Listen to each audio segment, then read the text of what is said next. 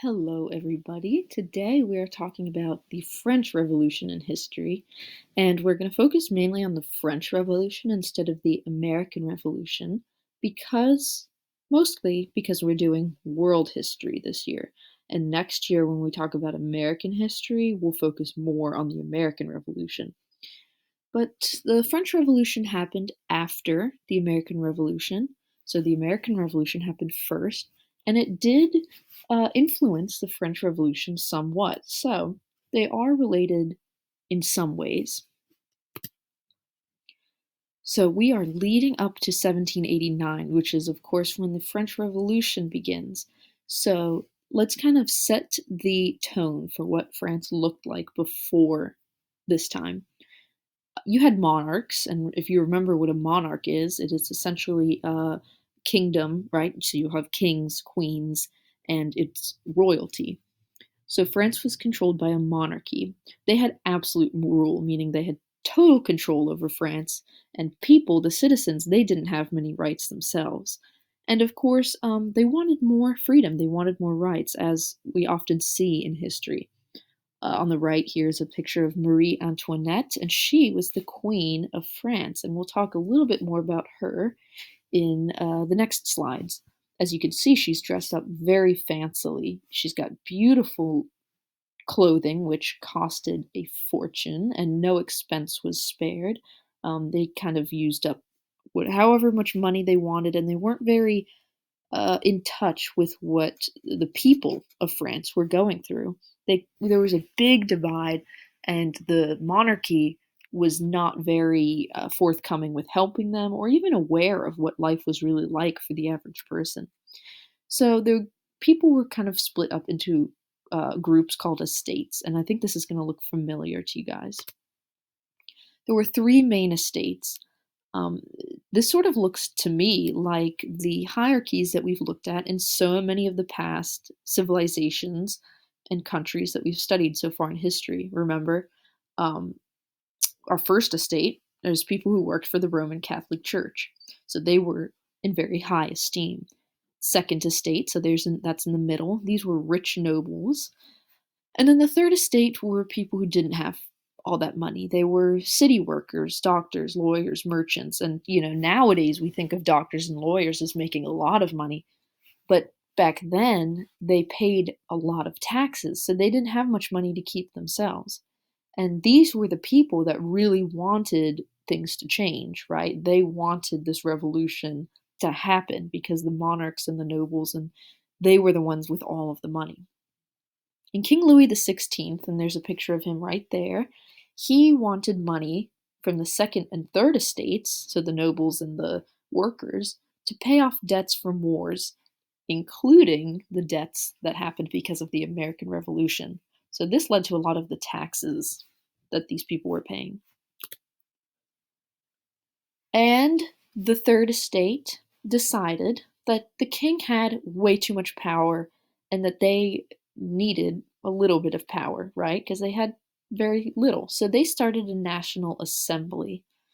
They told the king that they wanted to make some new laws, and the king was not too happy about it. So he called soldiers into Paris, and those soldiers then in turn made the third estate not quite happy, right? So there was a lot of animosity between these groups, and riots started there. And revolutionaries, these were people from the third estate who, wanted this freedom and this power, and the king wasn't giving it to them. So these revolutionaries stormed Bastille, which was an old prison, and they attacked it. They were looking for guns and weapons, and they freed a lot of people out of the jail. And this is known today as Bastille Day, a French sort of Independence Day. It is on July 14th celebrated, and my family on my mother's side is French, and so our family still celebrates it. It's a lot like the 4th of July, same thing. In France, I believe they have fireworks just like here on the 4th of July. And so always remember, July 4th is our Independence Day, and July 14th is France's Independence Day, and it's celebrated as Bastille Day. So the Declaration of Rights of Man. Think of this as something like what does that remind you of? that we have. We have the Declaration of Independence, right? But this was for France.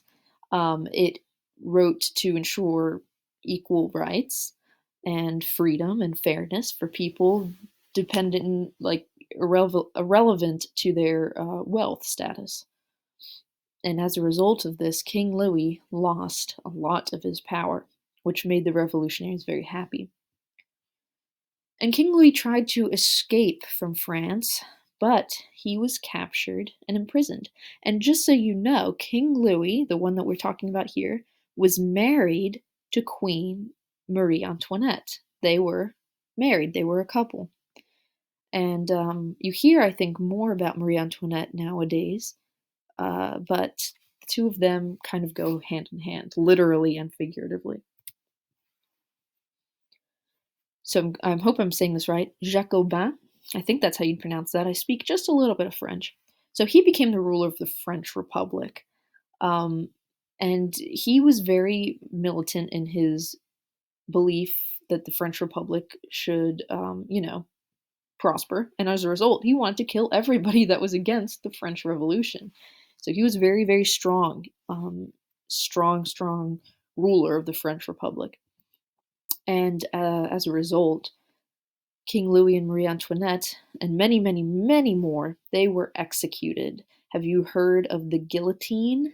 That was a quite brutal way of executing people, in which their heads were cut straight off, chopped their heads off.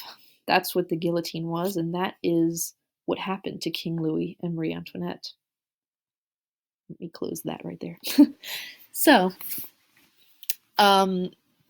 let's see what happens. In 1794, people fought against Jacobin, and new people came into power in terms of the French Republic.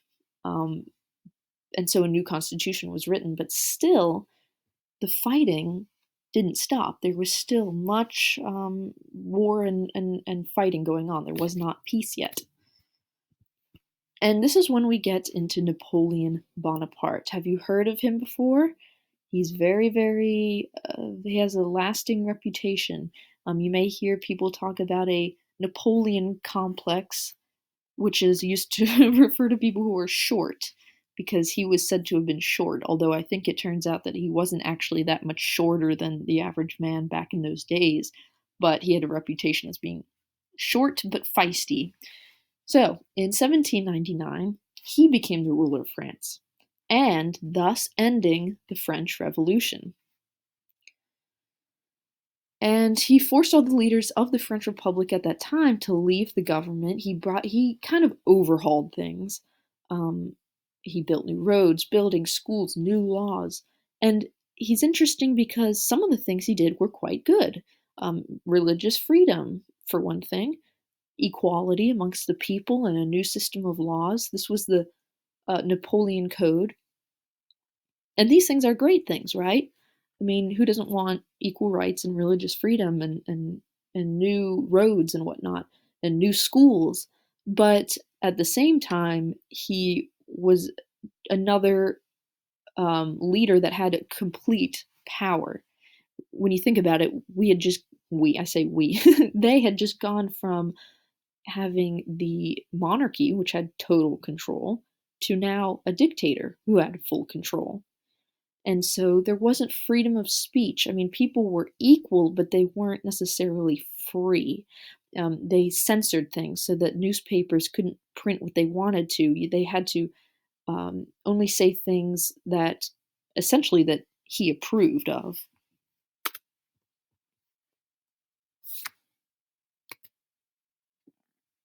My thing is freezing. There we go. And he decided to make himself the emperor of France. This is 1804, so we've moved into the 1800s now.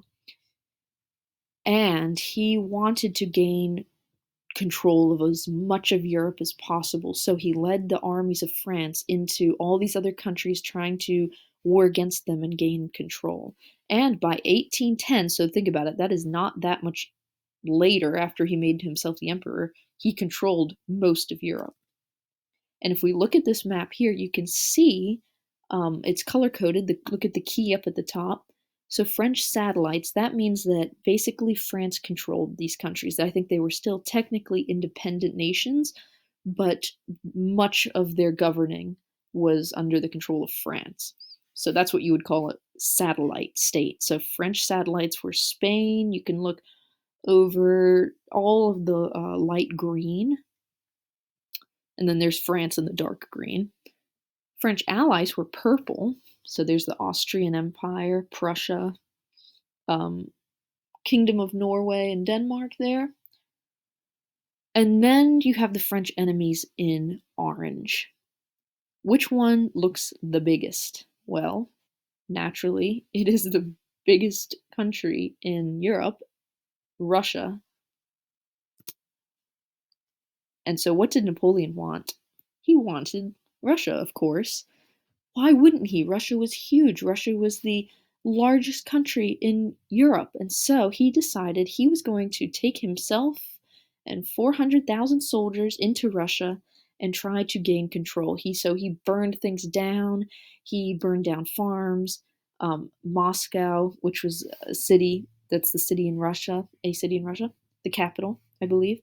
And actually, St. Petersburg might be the capital. But anyhow, and he moved eastward. But do you think he was successful or not? There's a clue in there. Winter defeated Napoleon. So no, France was not successful. France lost this battle. Winter played a big part. Russia is extremely cold, colder than you could ever imagine. We don't know cold living down here in the south. Russia gets freezing cold. So coldness along with disease, sickness, illness, ailments, these took out a lot of soldiers.